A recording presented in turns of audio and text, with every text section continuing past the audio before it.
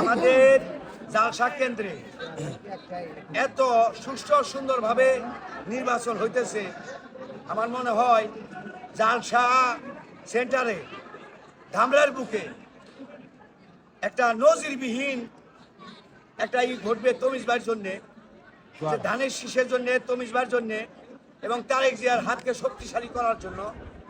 ধামরাইতে তমিজ ভাই ছাড়া আর কোনো সেই ত্যাগী নেতা নাই, যে নেতার জীবনটাই উৎসর্গ করছে ধানের শীষের জন্য এবং তারেক জিয়া, খালেদা জিয়ার জন্য, শহীদ প্রেসিডেন্ট জিয়াউর রহমানের জন্য তার জীবনটা উৎসর্গ করেছে। তার মেল কারখানা সমস্ত কিছু বন্ধ হয়ে গেছে, তারপরেও সে তারেক জিয়াকে ছাড়ে নাই, দলকে ছাড়ে নাই। শেষমেশ